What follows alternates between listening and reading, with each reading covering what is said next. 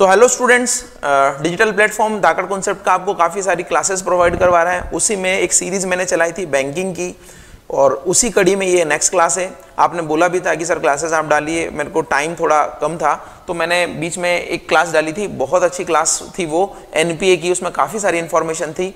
अब मैं आज बताने वाला हूं कि एनपीए की रिकवरी कैसे होगी, तो इस वीडियो को पूरा देखिएगा और ज़्यादा से ज़्यादा लोगों तक इसको भेजिएगा ताकि वो लोग भी इस फ्री एजुकेशन का फ़ायदा उठा पाएँ। और इसमें कुछ क्लासेस और हैं अभी बैंकिंग में, तो वो मैं आपके लिए डालने वाला हूं। और ये क्लासेस जो है अभी स्केल 2 का जो एग्ज़ाम होने वाला है, स्केल 2 का जो एग्ज़ाम होगा उसके लिए बहुत इंपॉर्टेंट है, ध्यान रखिएगा। स्केल 2 का मतलब सीधा जो जनरल बैंकिंग ऑफिसर का एग्ज़ाम होता है मैनेजर का, उसके लिए बहुत इंपॉर्टेंट है। आपका आरआरबी की रिक्रूटमेंट आई हुई है स्केल 1 की, तो स्केल 1 में तो इंपॉर्टेंट है ही। और क्लर्क की असिस्टेंट भी है, आरआरबी असिस्टेंट, वहां पर भी आपका है अभी के लिए। बाकी और सारे एग्जाम में काम आता है, वो एग्जाम अभी तो नहीं है, तो हम ट्राई कर रहे हैं। और इंटरव्यू में बहुत इंपॉर्टेंट है, ध्यान रखिएगा। तो ज़्यादा से ज़्यादा लोगों तक इसको शेयर करिएगा और हम आगे बढ़ेंगे। और क्लासेस थोड़ा मैं बीच में नहीं ला पाता हूँ, लेकिन देखिए ऑफलाइन में भी जब आप पढ़ते थे यहाँ पर तो संडे ही क्लास होती थी एक हफ्ते में। तो अब तो मैंने 17-18 क्लास तो डाल दी है, उसमें एक साथ आप देख सकते हैं। जिन लोगों ने नहीं देखी, आज जो नए व्यूवर्स हैं, वो प्लेलिस्ट बनी हुई है, उस प्लेलिस्ट में बैंकिंग अवेयरनेस मेरे नाम से है और वो आप देख सकते हैं। और हमने क्या किया है, हमारे वीडियोस के डिस्क्रिप्शन में हमारी ऐप का लिंक भी दिया है, तो वो ऐप भी आप डाउनलोड कर सकते हैं। एप्लीकेशन गूगल प्ले स्टोर पर जाकर धाकड़ कॉन्सेप्ट के नाम से, और वो ऐप में आपको कई सारे कोर्सेज जो है वहाँ पर आपको मिल जाएंगे, जिसमें हमने बहुत ही टेक्नोलॉजी के साथ में क्वालिटी वीडियोस डाले हुए हैं और भी बहुत सारे फीचर्स उसमें हैं, तो उनका फ़ायदा आप उठा सकते हैं, घर बैठे तैयारी कर सकते हैं बहुत ही अफोर्डेबल कॉस्ट पर। तो चलिए शुरू करते हैं आज का सेशन। हम बात कर रहे थे एनपीए की, तो एनपीए की हम जब बात करते हैं तो एनपीए को मैंने पूरा एक्सप्लेन किया हुआ है, पुरानी क्लास ज़रूर देखिएगा। अगर वो आप नहीं देखेंगे तो आपका ये वाला भाग भी जो है थोड़ा अधूरा रहेगा। नॉन परफॉर्मिंग असेट मैंने आपको बताया था कि नॉन परफॉर्मिंग असेट या एनपीए उसे बोलते हैं जहां पर कोई भी आपने जो लोन दिया है, आप यानी कि बैंक ने जो लोन दिया है वो लोन कस्टमर चुकाए ना, उसकी इंस्टॉलमेंट नहीं चुका है, उसका इंटरेस्ट नहीं चुका है, तो उसको हम बोलते हैं कि एनपीए हो गया है। और एनपीए होने का मतलब क्या है? एनपीए होने का मतलब यह है कि जब उससे हमें इनकम नहीं हो रही है तो वो एसेट हमारी जो है वो परफॉर्म नहीं कर रही है। अब परफॉर्म नहीं करने का मतलब आप ऐसे समझिएगा कि एक असेट का क्या काम होता है। एक असेट का ये काम होता है कि आपने मान लीजिए 5 लाख रुपए का कहीं इन्वेस्टमेंट किया, वो आपकी असेट है। उस असेट का ये काम होता है कि आपको रिटर्न दे, वो बदले में आपको इंटरेस्ट दे, वो तो उसका परफॉर्मेंस का मतलब ये है कि कमा के दे आपको। लेकिन बैंक ने जो लोन दिया है वो उसकी असेट है।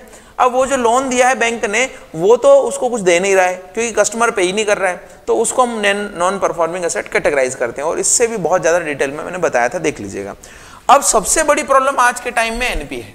अब एनपीए को कैसे रिजॉल्व किया जाए, कैसे एनपीए को कम किया जाए, बैंकों को इस एनपीए के तनाव से कैसे मुक्त किया जाए, इसके लिए कई सारे इनिशिएटिव भारत सरकार के द्वारा लिए गए हैं।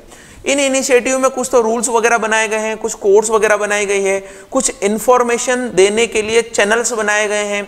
कुछ चैनल्स ऐसे भी हैं जो लोन देने से पहले एक कस्टमर की क्रेडेंशियल आप वेरीफाई कर पाएं, एक कस्टमर को की सत्यता को जांच पाएं, एक कस्टमर की फाइनेंशियल स्थिति को जांच पाएं, उसके लिए भी कई सारे माध्यम प्रोवाइड किए गए हैं। तो उन सब के बारे में एक साथ डिस्कस करेंगे। और कई सारी जगह तो रिजर्व बैंक ऑफ इंडिया ने बैंकों के ऊपर कुछ रेस्ट्रिक्शंस भी लगाए हैं कि आपका एनपीए ज्यादा हो गया तो देखिए हम ये सुविधा आपको नहीं दे पाएंगे। इस तरीके की भी कई सारी बातें हैं। तो इस एनपीए की रिकवरी के लिए या एनपीए को रोकने के लिए या लोन देने से पहले चेक करने के लिए कई सारी जो चीजें हैं उनके बारे में एक एक करके डिस्कस करते हैं। तो चलिए, पहले बात जो हम कर रहे हैं, पहली बात है हमारा रिकवरी के लिए क्या ऑप्शन यहां पर अवेलेबल है। तो फर्स्ट जो है वो है डीआरटी। डीआरटी को बोलते हैं डेप्ट रिकवरी ट्रिब्यूनल। 1993 में इस डेप्ट रिकवरी ट्रिब्यूनल की स्थापना हुई थी। और ये जो है इस डेप्ट रिकवरी ट्रिब्यूनल के अंदर डेप्ट due to bank and financial institution, यानी इसमें बैंक तो कवर है ही, फाइनेंशियल इंस्टीट्यूशंस भी कवर हैं। और इन फाइनेंशियल इंस्टीट्यूशंस में जो भी एनपीए होगा उस डीआरटी के माध्यम से आप जो है रिकवर कर सकते हैं। ये डीआरटी क्या है? एक तरीके से डीआरटी गवर्नमेंट के द्वारा बनाई गई फास्ट ट्रैक कोर्ट्स हैं। फास्ट ट्रैक कोर्ट का क्या मीनिंग है? देखिए, आप अगर आपका पैसा अगर किसी ने खा लिया है या आपका पैसा नहीं चुका रहा है, आपके साथ में धोखा कर दिया है, तो आपके पास में क्या ऑप्शन है? एक ऑप्शन तो ये है कि उसको गोली मार दीजिए, दूसरा ऑप्शन ये है कि आप हिंसावादी नहीं है तो आप कोर्ट चले जाइए, कानून, सरकार, लीगल एक्शन यही आप करेंगे। लेकिन जब हम कोर्ट में जाते हैं तो उसके लिए बहुत ज्यादा जो है टाइम ड्यूरेशन लगता है, कई सारे मामले ड्यू हैं और उन मामलों में आपका 5, 10, 50 हजार, लाख रुपए का मामला तो कहीं सालों ले लेगा। तो आपके मामले को, आपके पैसे को, या हम कहें कि बैंक के पैसे को जल्दी रिकवर करने के लिए डीआरटीज बनाए गए हैं। इसमें यही काम होता है, तो आपका जो पैसा है जो अटका हुआ है वो जल्दी कवर हो जाएगा, उसी को हम बोलते हैं डीआरटी। इसका फुल फॉर्म डेब्ट रिकवरी ट्रिब्यूनल। अब यहां पर क्या है, प्रेजेंटली भारत में 33 तो डीआरटीज हैं और 5 DRATs भी हैं। अब 5 DRATs क्या है? तो अगर किसी डीआरटी कोर्ट के द्वारा आपको फैसला दिया गया कि भाई आपकी रिकवरी इतनी बनती है या आपका इतना हक बनता है, इतना नहीं बनता है, और आप उस फैसले से असंतुष्ट हैं, तो फिर आप DRAT में जा सकते हैं। तो इसका नाम क्या है? इसको बोलते हैं डेब्ट रिकवरी एपीलेट ट्रिब्यूनल। यानी जैसे आप हाई कोर्ट में जाकर सुप्रीम कोर्ट में जाते हैं, वैसे ही भारत में 5 जगह डेब्ट रिकवरी एपीलेट ट्रिब्यूनल बनाए गए हैं। ठीक है, और provisions of DRT would be applicable if the due amount, ये थोड़ा सेट नहीं है, if the due amount of the loan is not less than 20 lakh. यानी कि ये थोड़ा गड़बड़ लिखा हुआ है यहाँ पर, provision of DRT would be applicable if the amount of the loan is not less than 20 lakh. हाँ ठीक है, इंग्लिश तो सही है, वो पैराग्राफ में गड़बड़ है कि डीआरटी का जो लोन प्रोसेस है, रिकवरी प्रोसेस है, वो तभी एप्लीकेबल होगा जब 20 लाख से लोन ज्यादा हो या 20 लाख हो। पहले ये लिमिट 10 लाख हुआ करती थी, अभी थोड़े टाइम पहले चेंज किया है। तो देखिए बैंकिंग में जो स्टैटिक तो आता ही आता है, ये इस तरीके के चेंजेस इन सारे कई स्टैटिक जीके में हो जाते हैं, तो वो भी आता है। पहले 10 लाख था, अब 20 लाख या उससे ऊपर के लोन ही डीआरटी में जा सकते हैं। 20 लाख से नीचे के लोन का डीआरटी में कोई काम ही नहीं है। ऐसा क्यों किया? क्योंकि छोटे लोन के लिए अलग मैकेनिज्म है, बड़े लोन जहां पर ज्यादा पैसा फंसा हुआ है और जहां पर कम क्लाइंट है, उनका फास्ट प्रोसेस करने के लिए ये लिमिट रखी गई है कि 20 लाख या उससे ऊपर के लोन डीआरटी में जा सकते हैं। तो आपका मतलब अब आपको ये समझ में आया होगा कि कस्टमर बैंकर जो है एक प्लेटफॉर्म डीआरटी प्रोवाइड कराता है, जहां पर जाकर अपने लोन का बैंक ड्यू ले सकता है और कस्टमर भी अपने खिलाफ हुई जाति का अगर कुछ दिक्कत है, उसका प्रॉपर्टी छीन लिया गया, कुछ भी नीलाम कर दिया गया, गलत प्रोसेस कर दिया बैंक ने, तो वो भी जा सकता है। तो डीआरटी में ये सारी चीजें हो सकती हैं। तो भी आपको क्लियर हुआ। अब इसमें से आपके एग्जाम में क्या इंपॉर्टेंट है? तो एग्जाम में सबसे पहले तो डेब्ट रिकवरी ट्रिब्यूनल आ सकता है कि इसका फुल फॉर्म क्या है, डीआरटी कितने हैं, डीआरएटी कितने हैं। एक ये भी आ सकता है कि इसमें जो अमाउंट है, ये सबसे इंपॉर्टेंट क्वेश्चन यही बनेगा और इंटरव्यू में भी पूछा जा सकता है, इसमें जो अमाउंट है वो कितना है, कितने के अमाउंट के ऊपर ये आ सकता है। तो ये हुआ आपका बड़े लोन के लिए। एक बहुत इंपॉर्टेंट जो है गवर्नमेंट ने और कर रखा है, उसका देखिए बहुत अच्छा नाम है, आपको ये नाम कई बार एग्जाम में मिल जाएगा, और या फिर इसको हम बोलते हैं, हिंदी में बोलते हैं सरफेजी एक्ट। क्या बोलते हैं इसको? सरफेजी। अब ये सरफेजी जो है ना, इस सबका एक एक नाम है, SARFAZI। इसका क्या है, देखिए यहाँ पर सरफेजी का पूरा नाम है, यहां पर मैं लिख देता हूं। अच्छा, यहां पर लिखा हुआ नहीं है मैंने, चलिए मैं आपके लिए यहां पर लिख देता हूं। इस नाम को हम बोलते हैं, क्या बोलते हैं, देखिए बहुत बड़ा नाम है, securitization and reconstruction. Securitization and reconstruction of financial asset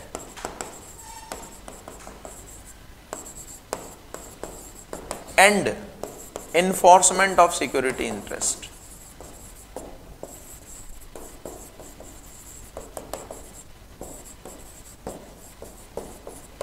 यानी अब देखिए इसका पूरा नाम इतना बड़ा है, securitization, S for securitization and reconstruction of financial asset and enforcement of security interest. ये एक्ट लाया गया था सरकार के द्वारा, लोन की रिकवरी के लिए एक्ट लाया गया था, और ये लाया गया था 2002 में। कब लाया गया था? 2002 में। अब ये क्या करता है, देखिए ये जो है ना, ये समझिएगा कि डूबते को जो है पूरा जहाज का सहारा है, तिनके का नहीं, जहाज का। कैसे? बैंकों के लिए ये एक्ट इतना हेल्पफुल है, बहुत इजी प्रोसेस में एक नोटिस मात्र भर दे के आप जो है कस्टमर को की प्रॉपर्टी जो लोन नहीं दे रहा है उसको सीज कर सकते हैं, नीलाम कर सकते हैं, बहुत सारी चीजें कर सकते हो। सरफेसी एक्ट में बहुत पावर है और 2000 के पहले एनपीए की रिकवरी बहुत टिपिकल थी।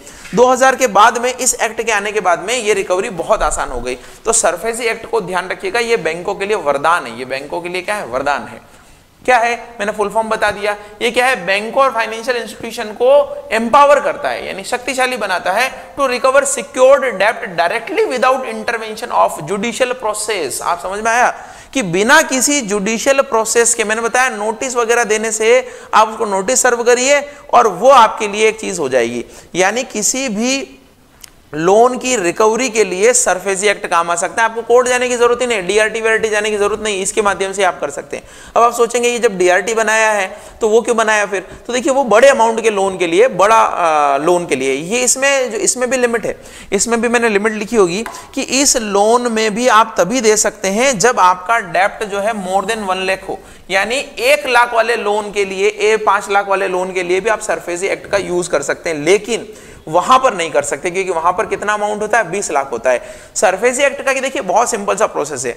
आपको एक नोटिस थमाना होता है क्लाइंट को, और उस नोटिस में अगर कोई रिप्लाई नहीं करता है तो आप उसको जो घर है या कुछ और चीजें हैं उसको सीज कर सकते हैं।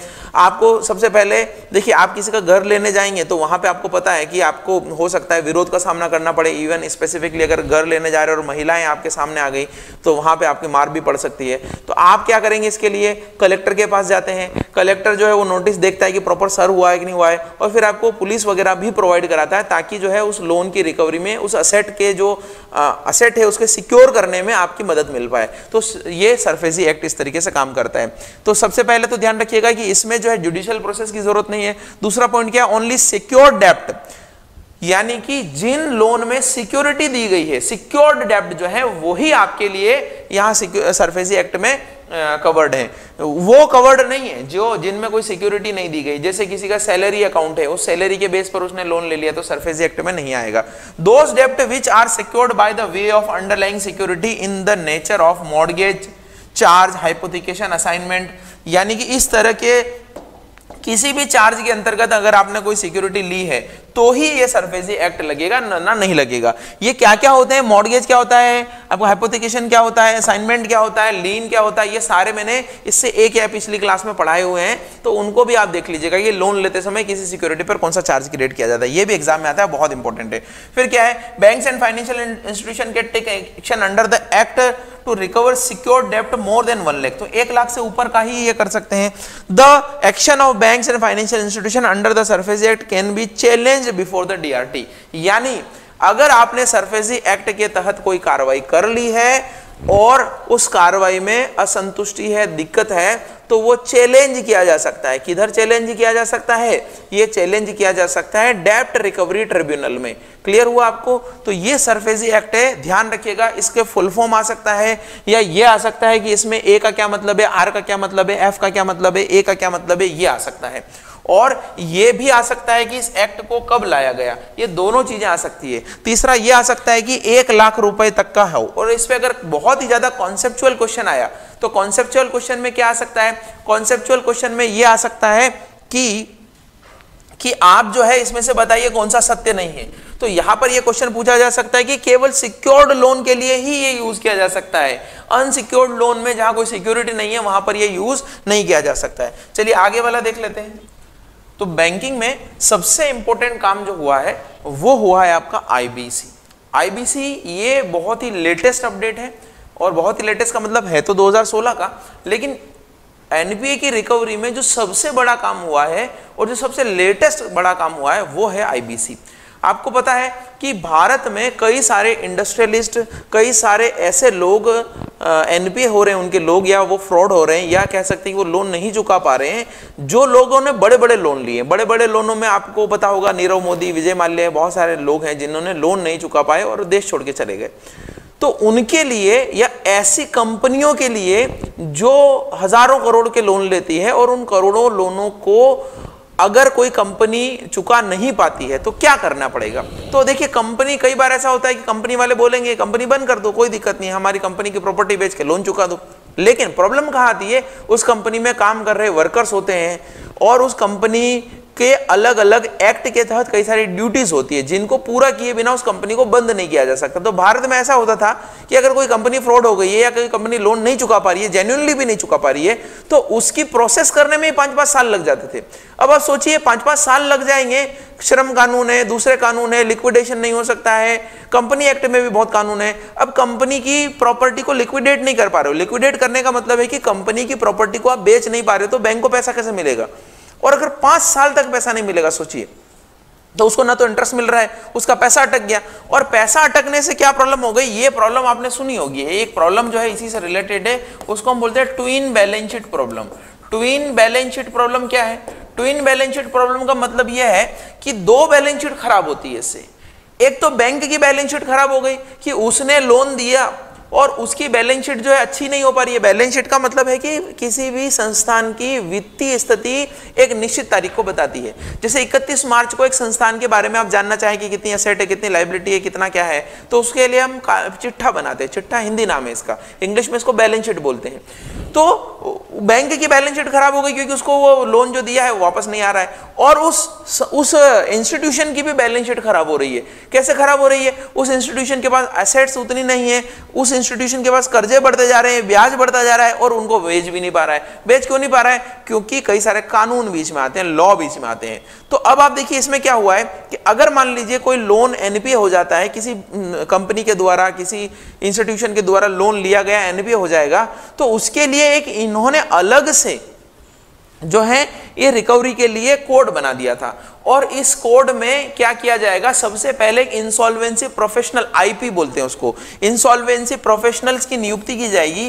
वो प्रोफेशनल सबसे पहले तो ये देखेगा कि इस लोन की रिकवरी के लिए क्या कोई चीजें हो सकती है, कोई प्लान हो सकता है क्या, उसको वर्कआउट कर सकते हैं क्या।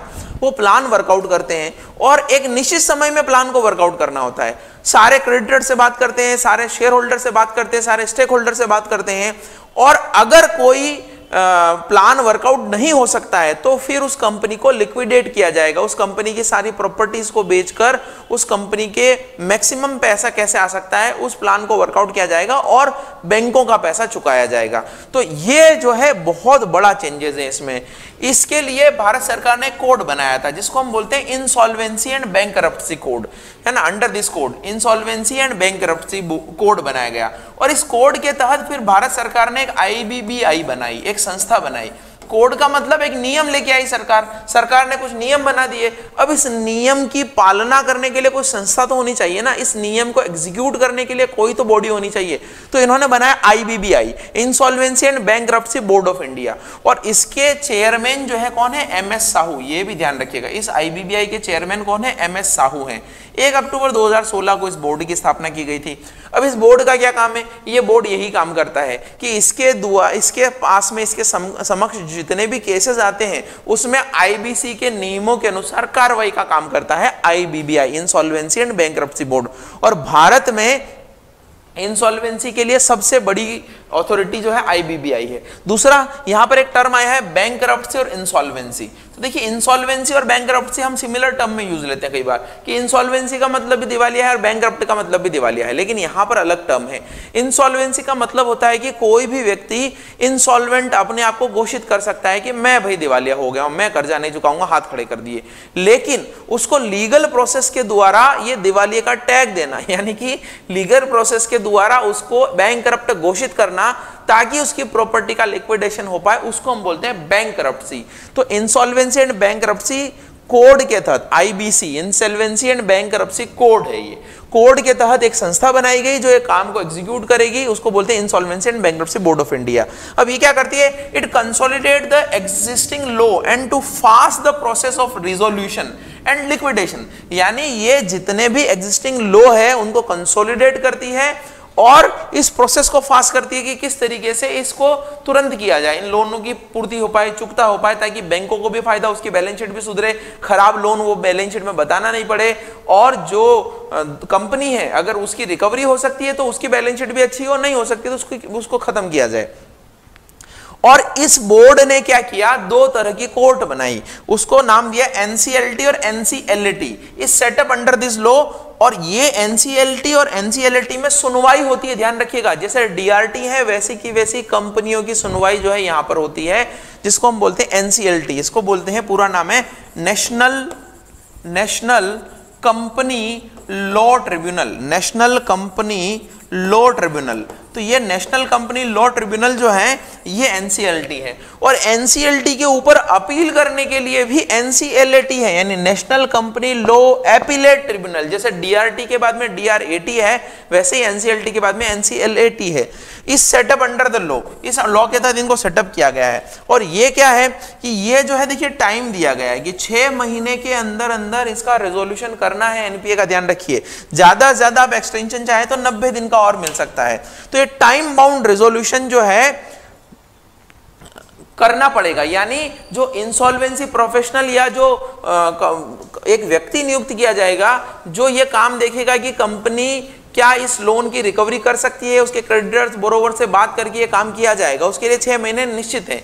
अगर 6 महीने में नहीं होता है तो वो इंसॉल्वेंसी प्रोफेशनल अनुमति ले सकता है कि 90 दिन और इसको एक्सटेंड किया जाए, यानी कि 270 डेज में फाइनल हो जाएगा कि कंपनी खत्म होगी, जाएगी, रहेगी, और जाएगी तो फिर इसके तहत जो है फटाफट कार्रवाई करके उस कंपनी को लिक्विडेट किया जा सकता है। तो ये एक बड़ा क्रांतिकारी कदम है, insolvency and bankruptcy code Bharat सरकार के द्वारा लिया गया स्टेप है। एनपीए के रिकवरी के लिए फास्ट रिकवरी हो सकती है। तो अभी जितने भी बड़ी लोन है 5,000 10,000 करोड़ के जितने भी लोन अभी किए जा रहे हैं, इसमें कई सारे जो है प्रोसेस में हैं, कई सारे क्लियर हो चुके हैं और बहुत सारी चीजें इसमें हो गई हैं। ठीक है, चलिए आगे बात करते हैं। अब आप देखिए ये S4A भी एक बहुत अच्छी स्कीम थी, और इस S4A का मतलब है, यह 4 बार ऐसे इसलिए 4 लिखा है, scheme for sustainable structuring of stressed asset, इसको बोलते हैं S4A।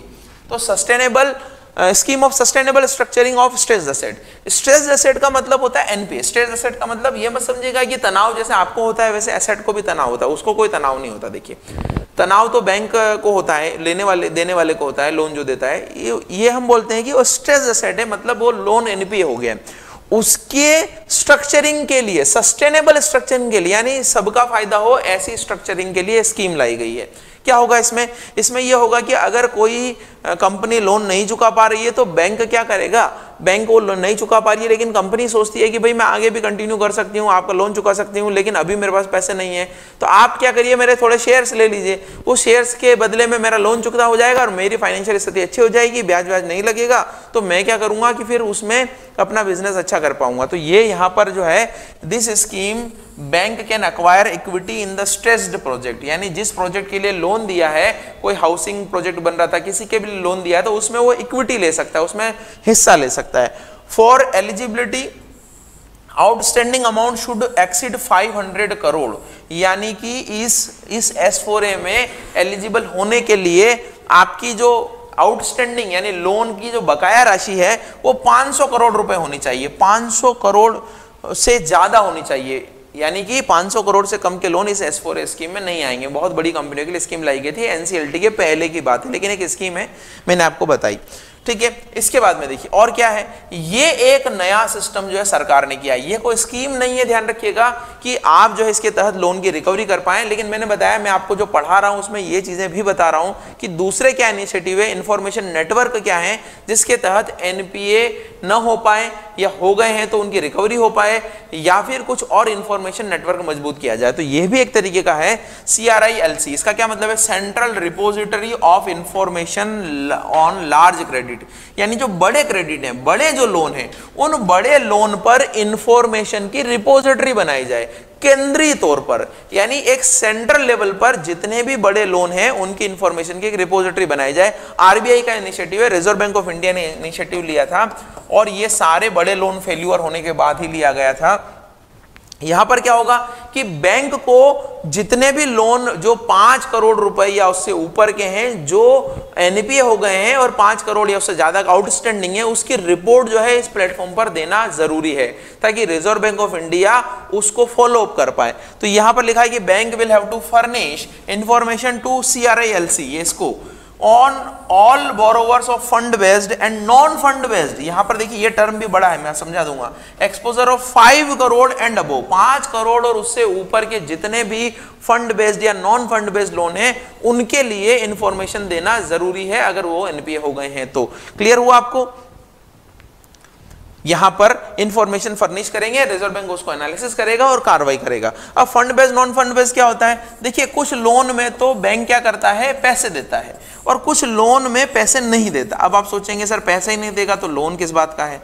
तो पैसे नहीं देगा फिर भी लोन है। देखिए कैसे, फंड बेस्ड तो आपको सीधा समझ में आया कि आपको घर बनाना है, घर बनाने के लिए आपको क्या कर दिया, सरकार ने पैसे दे दिए, बैंक ने पैसे दे दिए और बैंक ने आपको जो लोन दिया वो फंड बेस्ड कहलाएगा। नॉन फंड बेस्ड में क्या होता है, कई बार बैंक आपको फंड नहीं देता है, फंड के बदले में आपको गारंटी देता है, आपको अश्योरेंस दिलवाता है कहीं से। जैसे कोई ठेकेदार है और वो ठेकेदार जो है सड़क बनाना चाह रहा है लेकिन सरकार उस पर भरोसा नहीं करती है कि 6 महीने में बना देगा, तो ठेकेदार को बोला जाता है कि आप क्या करिए, आप हमें बैंक गारंटी दिला दीजिए कि अगर आपने 1 साल में सड़क पूरी नहीं की तो आप जो है हमारा 50 करोड़ रुपए का नुकसान भरपाई करेंगे। तो बैंक उसको उस केस में क्या करता है, नॉन फंड बेस एक तरीके से फाइनेंस किया है। फाइनेंस ही तो है, क्योंकि अगर वो ठेकेदार अपनी शर्तों को पूरा नहीं कर पाया तो उसमें बैंक को लायबिलिटी बनेगी और वो लायबिलिटी जो है वो नॉन फंड बेस इस तरीके से कहलाएगी।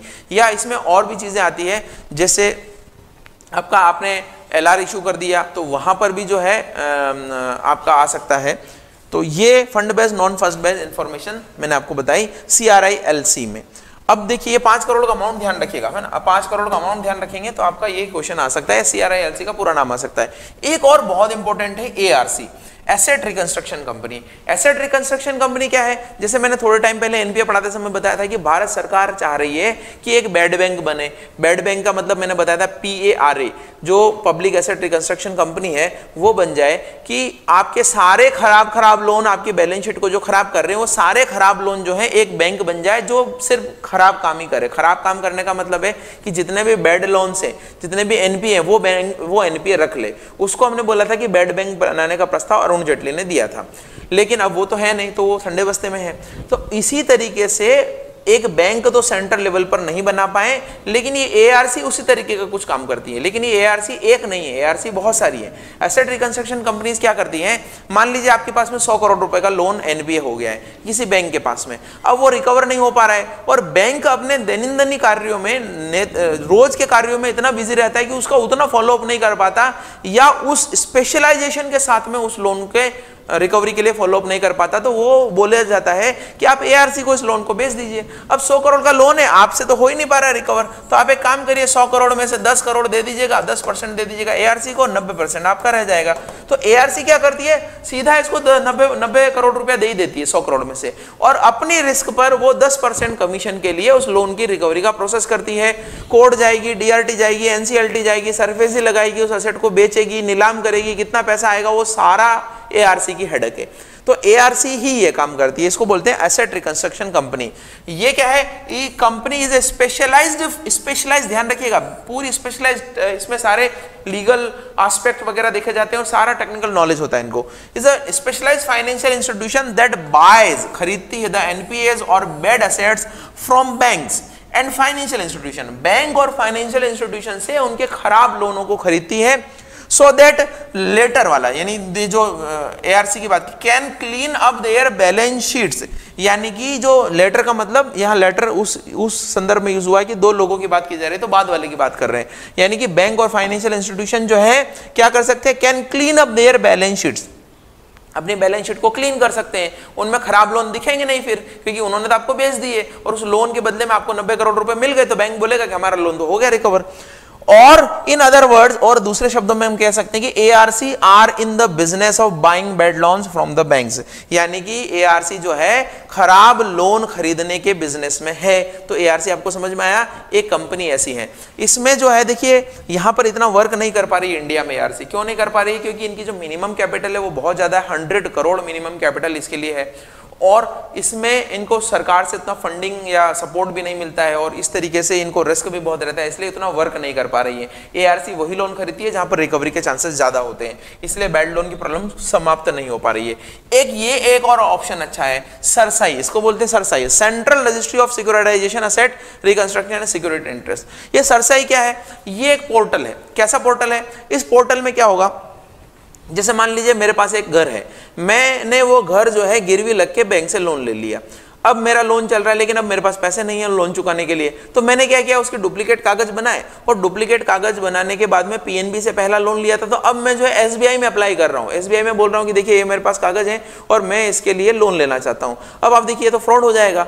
उस एसबीआई को क्या पता लगेगा कि इसी पे इसने लोन लिया है। अगर कोई बाइक है तो उसका तो नंबर हो, मान लीजिए कुछ है, या फिर हम कह सकते हैं कि अगर गोल्ड है तो वो तो बैंक में रखना पड़ता है, लेकिन जमीन के कागज में किसी ने अगर डुप्लीकेसी कर ली तो पता ही नहीं चल पाएगा कि ये लोन जो है करोड़ों का लोन एनपीए हो सकता है। तो आपको क्या किया कि इस सीआरआई-एलसी में पोर्टल, सरसाई में एक पोर्टल बनाया और इस पोर्टल में आपको जो भी लोन आप हाइपोथिकेशन या फिर आप मॉर्गेज कर रहे हैं उस लोन का आपको पूरा डिटेल उस प्रॉपर्टी की डालना है। अगर वो डिटेल कहीं और मैच हो रही है जाके, तो ये पोर्टल पे आपको पता लग जाएगा कि इस प्रॉपर्टी पर पहले ही लोन लिया जा चुका है।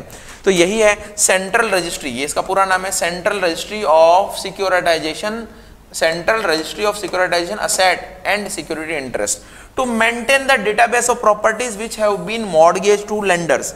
यानी जो प्रॉपर्टीज लेंडर को यानी लोन देने वाले को मॉर्गेज की गई है उसका एक डेटाबेस मेंटेन करना, तो एक तरीके का पोर्टल है ये। तो ये भी एनपीए रोकने में काम करता है। तो एनपीए की रिकवरी ही इंपॉर्टेंट नहीं है। एनपीए अगर आपको इंटरव्यू में भी क्वेश्चन पूछे तो ध्यान रखिएगा, सबसे पहले तो हमें कोशिश रहना है कि एनपीए हो ही ना, और एनपीए हो जाए तो फिर उसकी रिकवरी की जाए। तो ये दोनों चीजें काम करती हैं।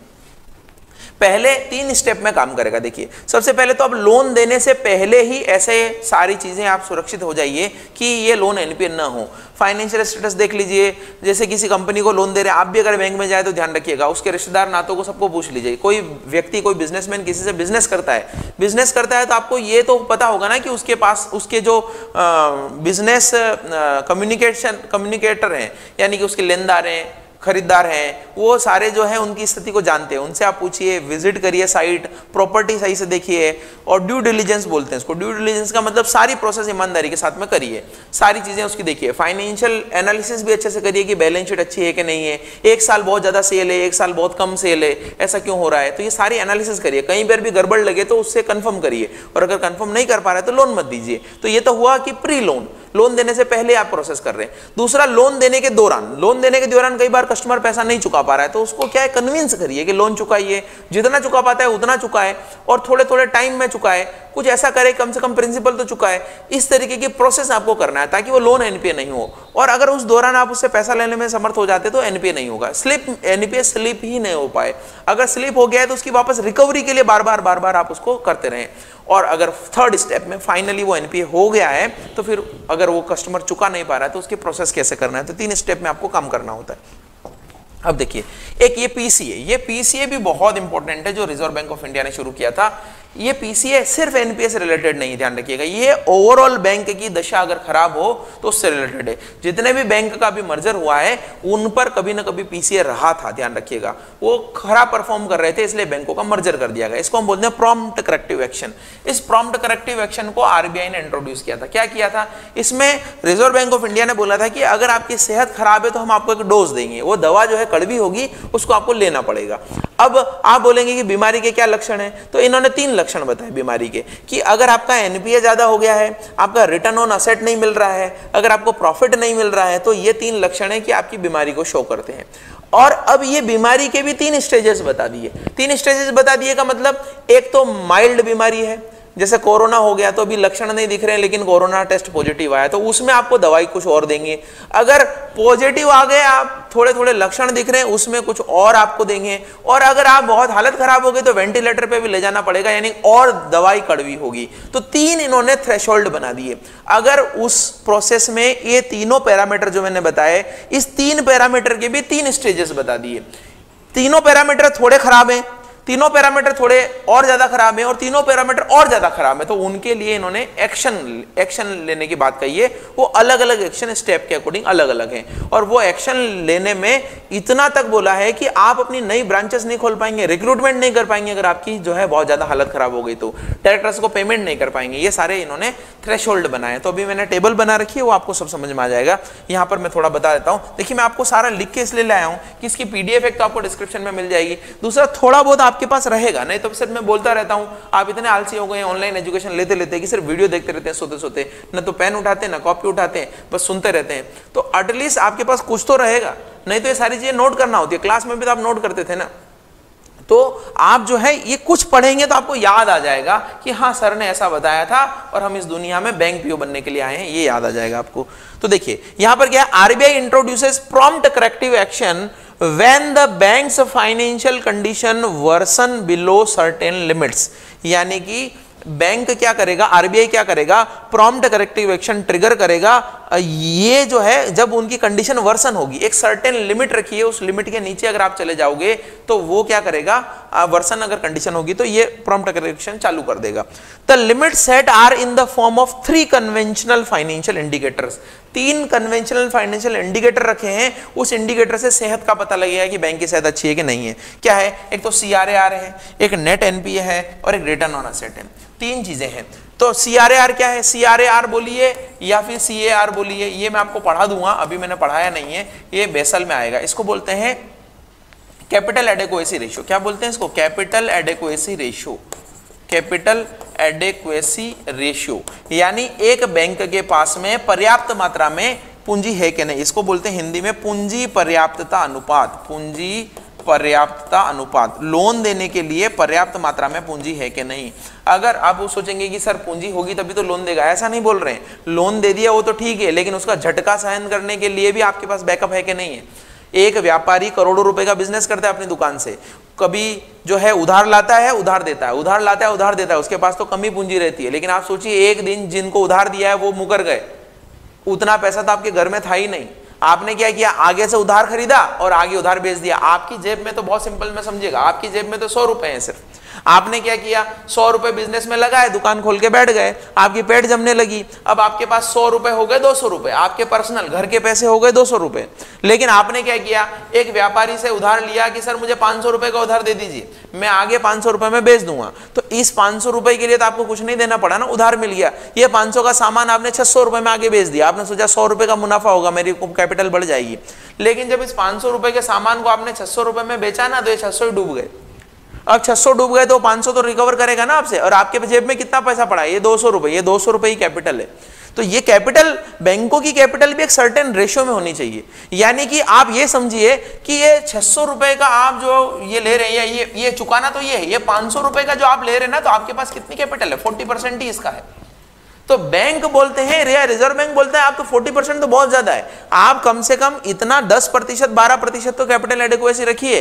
यानी आप करोड़ों का ट्रांजैक्शन कर रहे हैं, आपके पास खुद कुछ नहीं है, थोड़ा बहुत लोन अगर डूब गए तो कम से कम 10% तो आपके पास में बैकअप हो, 10% तो रिकवरी का चांस हो।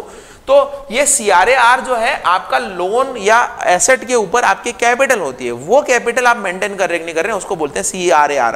CAR का मतलब तो कैपिटल एडिक्वेसी रेशियो होता है, CRAR भी वही है, उसका फुल फॉर्म होता है capital to risk weighted asset ratio. Capital to risk weighted asset ratio दोनों एक ही है। रिजर्व बैंक के अकॉर्डिंग भारत में 11.5% जो है ये होना चाहिए, 11.5% होना चाहिए। बेसल ने 10.5% निर्धारित किया है, भारत ने बोला है 11.5% होना चाहिए। तो ये है, अगर ये कम होगा 11.5 से 9 आ गया, 8 आ गया, 7 आ गया, तो उस तरीके से काम चलेगा। दूसरा यहां पर क्या है, नेट एनपीए। एनपीए आपका जितना ज्यादा होगा उतनी आपकी हालत खराब होगी। और तीसरा क्या है, रिटर्न ऑन एसेट, यानी आपकी जो भी एसेट है उस पर रिटर्न नहीं आ रहा है, तो अगर रिटर्न नहीं आएगा तो भी हालत खराब होगी। ये 3 इंडिकेटर उन्होंने लिए हैं और इन 3 इंडिकेटर के 3 फेजेस बनाए हैं। क्या क्या फेजेस बनाए, देखिए इन 3 इंडिकेटर की, ये देखिए, ये आप पढ़ लीजिएगा आराम से। यहाँ पर CRAR दिया है कि ये इससे इतना हो जाए, यानी 10.5 से 7 इसके बीच में हो जाए, और कम हो जाए, और कम हो जाए, तो ये 3 तरह की बीमारी होगी। यहाँ पे वेंटिलेटर पे ले जाना पड़ेगा, हॉस्पिटल ले जाना पड़ेगा, घर पे क्वारंटाइन कर देंगे। 3 तरह की आपको बोल दी है। एनपीए 6 से 9 हो गया, 9 से 12 हो गया, 12 से भी ज्यादा हो गया तो हालत और खराब हो गई। प्रॉफिटेबिलिटी, आपको 2 साल से कोई प्रॉफिट नहीं हुआ है, रिटर्न ऑन एसेट नेगेटिव है, 3 साल से नेगेटिव है, 4 साल से नेगेटिव है, इस तरीके से आपका जो है आएगा यहाँ पर। तो ये धीरे धीरे खराब होती जाती है, वर्स्ट कंडीशन है। और इन तीनों में तीनों थ्रेशोल्ड, एक थ्रेशोल्ड तोड़ा, दूसरा तोड़ा, तीसरा तोड़ा, तो क्या क्या कार्रवाई होगी, वो भी कार्रवाई भी 3 तरीके की है। ये 3 इंडिकेटर मैंने बताया, इन 3 इंडिकेटर की अगर वर्सन कंडीशन होती जा रही है तो फिर इसकी कार्रवाई भी अलग अलग होगी। क्या कार्रवाई होगी देखिए, पहली तरह की बीमारी में पहले लेवल में आपको क्या करेंगे, रेस्ट्रिक्शन ऑन डिविडेंड, लाभांश नहीं दे पाएंगे आप अपने शेयर होल्डर को, अपना पैसा बांट नहीं पाएंगे, बैंक में रखना पड़ेगा। Distribution remittance of profit, profit नहीं दे पाएंगे। दूसरा यहां पर थ्रेशोल्ड 2, थ्रेशोल्ड 2 में क्या होगा, इसके अतिरिक्त ये तो करना ही है, ये तो आपको मैंडेटरी हो गया।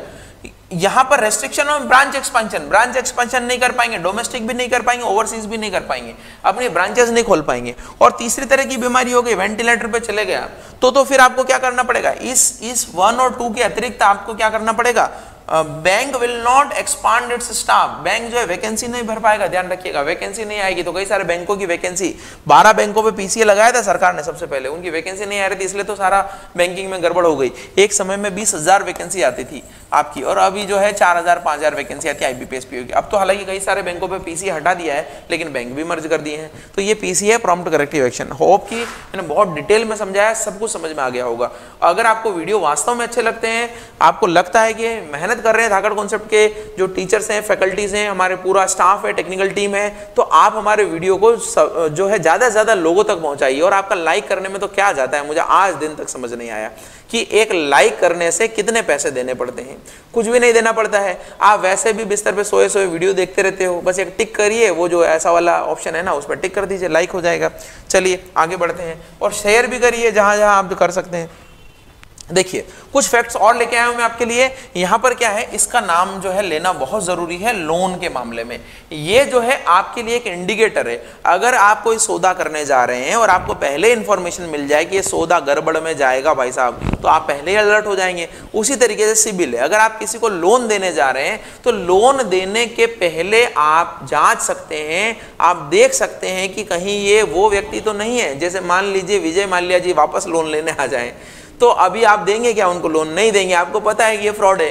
लेकिन ये फ्रॉड तो वो फ्रॉड है जो दुनिया में फेमस हो गया है। कई सारे फ्रॉड ऐसे हैं जो पता ही नहीं लगते हैं। आप अपने लेवल पर ही ले लीजिए, आपने 1 लाख रुपए का लोन लिया, आप चुका नहीं रहे हो, अब आप तो विश्व फेमस हुए नहीं, लेकिन आप दूसरे बैंक के पास लोन लेने चले गए वापस, तो उसको क्या पता लगेगा कि इसने कहीं और से लोन लिया है? तो इसीलिए कि एक जो गड़बड़ व्यक्ति है उसकी इंफॉर्मेशन दूसरा बैंक को पता लग जाए, उसी का नाम जो है सिबिल है। ये एक ऑर्गेनाइजेशन है, इसको बोलते हैं, इसका फुल फॉर्म कई बार एग्जाम में आया और इंटरव्यूअर का तो फेवरेट क्वेश्चन है, ध्यान रखिएगा। इसको बोलते हैं credit information bureau of India limited. ये क्या है? It's a credit information company and it provides credit history of the borrowers. It is called CIR, credit information report, यानी ये borrowers की credit history प्रोवाइड करती है। किसी को भी लोन देने से पहले उसका इतिहास जानना है, किसने कहां से लोन दिया है, चुकाया है कि नहीं चुकाया है, वो इतिहास आप जान सकते हैं। और इसके द्वारा जो रिपोर्ट इस इतिहास के बारे में दी जाती है उसको बोलते हैं क्रेडिट इंफॉर्मेशन रिपोर्ट। आपने देखा होगा सिबिल का स्कोर जानते हैं लोग, कितना स्कोर है, क्या स्कोर है, वो उसके बारे में ये बात करते हैं। एक स्कोर आता है, पता लग जाता है कि कौन में कितना पानी, कितना दम है उसमें, उसको लोन देना कि देना है। दूसरा क्या है, 2000 में इसकी स्थापना हुई थी, पहले एचडीएफसी और एसबीआई के द्वारा की गई थी, अब तो बहुत सारी कंपनीज है इसमें शामिल हो गई। चेयरमैन इसके, एमडी इसके, हेड ऑफिस इसका मुंबई में है। नाउ ट्रांस यूनियन एक्वायर्स 92%, तो इसका नाम ही अब ट्रांस यूनियन सिबिल हो गया। क्या नाम हो गया इसका? ट्रांस यूनियन सिबिल हो गया है। ये ट्रांस यूनियन सिबिल जो है, ये ट्रांस यूनियन कंपनी है, कहाँ की? यूएसए की। इसने कई सारा स्टेक जो है इसमें एक्वायर कर लिया, और जब स्टेक एक्वायर कर लिया है तो अभी ये डिमांड उठने लगी है कि एक ऐसी कंपनी ही रिजर्व बैंक क्यों नहीं बना देता, क्यों इनके पीछे पड़ा हुआ है, इनके पछड़े में पड़ा हुआ है। ये पैसा भी लेती हैं और बैंक, वैसे तो ये अच्छा काम कर रही हैं, बैंकों के जितने भी बोरोवर है सबकी डिटेल बैंकों से लेती है और सबकी डिटेल एक सिंगल सर्वर पे सेव कर देती है, दूसरा बैंक भी वहां एक्सेस कर पाए। आप भी अपना सिबिल स्कोर निकाल सकते हैं कुछ पेमेंट करके, तो ये काम आप भी कर सकते हैं। तो ये बोल रहे हैं कि अब भारत का भी तो एक अपना खुद का हो जाए, दूसरों के ऊपर निर्भर नहीं रहे, रिजर्व बैंक का खुद का अपना हो जाए, तो उसके लिए भी प्रोसेस चालू हो गई है, उसका भी मैं बता दूं आपको। तो सिबिल समझ में आया, और ध्यान रखिएगा इसको क्रिसिल से जो है, क्रिसिल से कंपेयर करिएगा, क्योंकि ऐसा ध्यान रखिए इसमें कंफ्यूज नहीं हो जाएगा कि सिबिल और क्रिसिल अलग अलग है। सिबिल तो क्या करता है? क्रेडिट हिस्ट्री प्रोवाइड करता है बोरोवर्स की, बोरोवर्स का इतिहास बताता है, और क्रिसिल क्या करता है? बोरोवर को रेट करता है। ये है credit information, credit rating information services of India limited, इसको क्या बोलते हैं? Credit rating services of India limited, credit rating services of India limited. ये जो है ये क्रिसिल है, ये रेटिंग एजेंसी है, ध्यान रखिएगा। और ये रेटिंग एजेंसी नहीं है, ये तो आपको एक स्कोर देगी और आपको क्या करेगी, पुरानी इंफॉर्मेशन बताएगी, कहाँ से लोन, इवन कहीं इंक्वायरी लिए तो भी आ जाएगा इसमें कि ये जो है 5 बैंक घूम के आया है, मतलब क्लाइंट कैसा है, 5 बैंक घूम के आया, अलग अलग जगह इसने इंक्वायरी ली है। तो वो जो इंक्वायरी लेते हो ना, तो इंक्वायरी लेते समय भी लोग सिविल में डालते हैं कि इसको लोन देना है कि नहीं देना है, वो भी रिकॉर्ड हो जाएगा। जहां जहां आपने लोन लिया है, कितना रिकवर किया है, लास्ट इंस्टॉलमेंट दी है कि नहीं दी है, सब सिविल में पता लग जाता है। ठीक है, तो ये सिविल एक ऐसा ऑर्गेनाइजेशन है। नेक्स्ट के बारे में बात करते हैं, ये पीसीआर, ये वही है जिसके बारे में मैं बात कर रहा था कि रिजर्व बैंक ऑफ इंडिया अपना खुद का ये काम क्यों नहीं कर लेता है। तो इसी को हम बोलते हैं पब्लिक क्रेडिट रजिस्ट्री, इसी की बनाने की बात की जा रही है। ये क्या है, रिजर्व बैंक ऑफ इंडिया बनाने जा रहा है। इस तरीके से आप इसको पढ़ेंगे तो सारा क्लियर हो जाएगा कि एक पब्लिक क्रेडिट रजिस्ट्री हो जहां पे सारे बोरोवर्स का रिकॉर्ड हो, रिजर्व बैंक के हाथ में उसका मैनेजमेंट हो। तो to provide a single point and real time source of financial liabilities of a person, एक व्यक्ति की कितना वित्तीय दायित्व है, कितनी फाइनेंशियल लायबिलिटीज हैं, उसको रियल टाइम में यानी हाथों हाथ तुरंत एक सिंगल पॉइंट से मिल जाए उसको, इसके लिए एंटिटी बनाया जा रहा है। इसके लिए जो है एंटिटी या पर्सनल का पता लग जाए। The Reserve Bank of India has decided to set up the public credit registry, Reserve Bank of India ने डिसाइड कर लिया है कि ऐसी पब्लिक क्रेडिट रजिस्ट्री बनाई जाए। RBI short listed 6 major IT companies, ये लेटेस्ट न्यूज है, ध्यान रखिएगा, अभी की न्यूज है। 6 मेजर आईटी कंपनी को इसके लिए शॉर्टलिस्ट किया है कि इसका टेक्निकल प्लेटफॉर्म कैसा होगा, क्योंकि इतनी सारी इंफॉर्मेशन आएगी, उस इंफॉर्मेशन का डेटाबेस बनेगा और उसमें फिर कई लोग एक्सेस करेंगे, तो कैसे होगा ये काम। तो टीसीएस, विप्रो, आईबीएम, इन सबको जो है यहाँ पर डिजिटल प्लेटफॉर्म बनाने के लिए बोला है। The process PCR will also include data from entities such as SEBI. अब देखिए ये क्या करने जा रहे हैं, कितना शानदार काम होने जा रहा है। सिर्फ बैंक और फाइनेंशियल इंस्टीट्यूशन नहीं, सेबी से भी इंफॉर्मेशन मिल जाए, कहीं भी एक जगह गड़बड़ घोटाला किया है तो सारी इंफॉर्मेशन एक ही प्लेटफॉर्म पे आ जाएगी। तो सेबी से भी information, the corporate affairs minister, the goods and service tax, the insolvency and bankruptcy board, सभी से इंफॉर्मेशन, सारी जगह से कुंडली आ जाएगी। अब पता लग जाएगा कि ये कैसा काम, ये कैसा व्यक्ति है, ये विष वाला सांप है कि बिना विष वाला, दांत है कि नहीं, इसके काटेगा कि नहीं काटेगा, सबसे पता लग जाएगा, सारी जगह से आपको इंफॉर्मेशन पता लग जाएगी।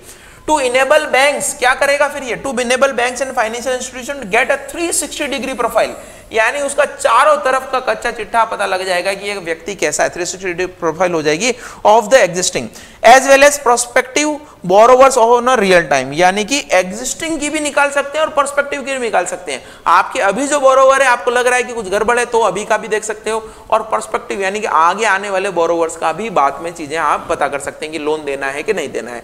तो आई होप कि मैंने सारी चीजें आपको एकदम क्रिस्टल क्लियर बता दी हैं। ये एनपीए की रिकवरी से लिए बहुत सारी चीजें, हालांकि टेक्निकल बहुत था, बोर भी हुए होंगे, लेकिन हमें पढ़ना है ना, सिलेक्ट तो होना है। तो कई सारी चीजें आपको क्या है, कभी कभी ऐसा लगता है कि बस नौकरी लग जाएंगे और मजे आ जाएंगे। आप ध्यान रखिए, फिर बता देता हूँ, सच्चाई ऐसी है कि वहां ज्यादा काम करना पड़ेगा बजाय इस पढ़ाई से। यहाँ आप 4 घंटे 5 घंटे पढ़ते हो, वहाँ 8-10 घंटे जॉब करना पड़ेगा और घर आके भी आप फोन पे ही रहोगे, ध्यान रखिएगा। बैंक में जॉब करना इतना आसान भी नहीं है। तो आप अगर ऐसा सोच रहे हो कि बस मुझे तो अभी पढ़ाई में कितना दिमाग लगाना पड़ रहा है, आप ये सोचिए कि ये बहुत कम है, ये तो कुछ भी नहीं है।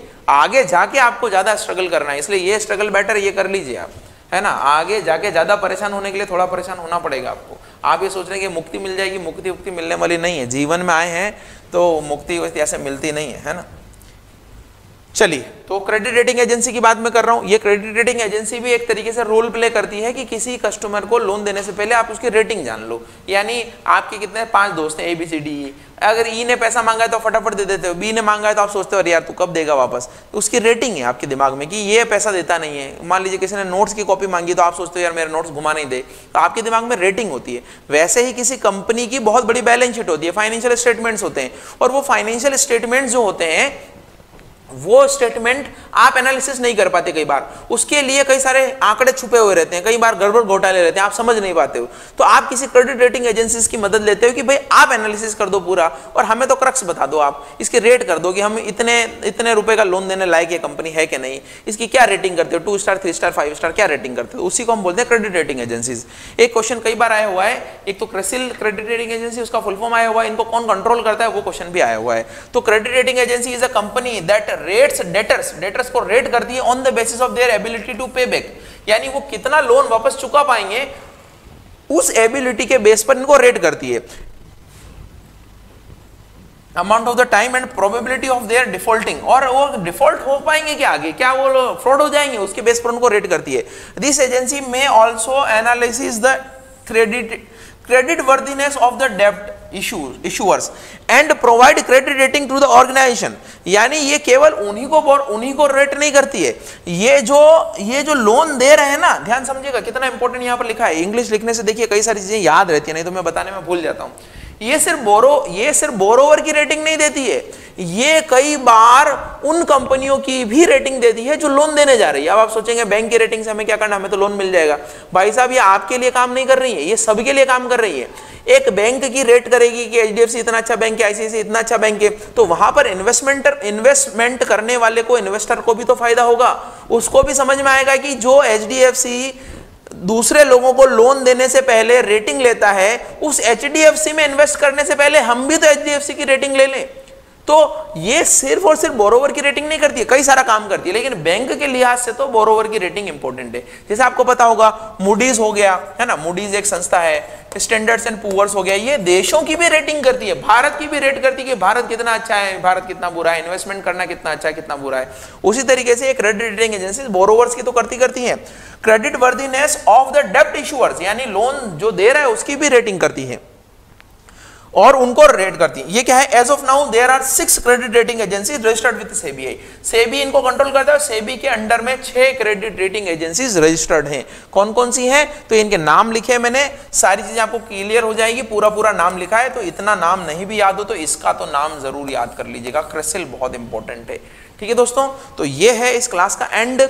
और फिर मैं आपको एक बार और कहूंगा, हमारा एप्लीकेशन आप जो है ज्यादा से ज्यादा लोगों तक पहुंचाइए। अगर आपको अच्छा लगता है, आपको समझ में आता है, देखिए हम भी इतने टाइम से बैंकिंग सेक्टर में पढ़ा रहे हैं, थोड़ा ऑनलाइन में हम लेट हो गए, तो मुझे लगता है कि जो प्लेटफॉर्म ऑलरेडी बैंकिंग के लिए अवेलेबल है, राजस्थान की तो मैं गारंटी लेता हूं कि धाकड़ कॉन्सेप्ट जो है बहुत अच्छा एक प्लेटफॉर्म है धाकड़ कॉन्सेप्ट में बैंकिंग के स्टूडेंट के लिए। नेशनल लेवल पे भी मैंने कई सारे एप्लीकेशन देखे हैं, टीचर्स देखे हैं, क्वालिटी देखी है, कंटेंट देखा है। हम कंपीट कर सकते हैं उन राष्ट्रीय स्तर के प्लेटफॉर्म पे भी जिनके पास बहुत सारी पूंजी है और बहुत सारा टेक्निकल असिस्टेंट है, और हम लोकल में होते हुए भी उनके बराबर कर सकते हैं, बराबरी कर सकते हैं। लेकिन उसमें आपको साथ देना पड़ेगा।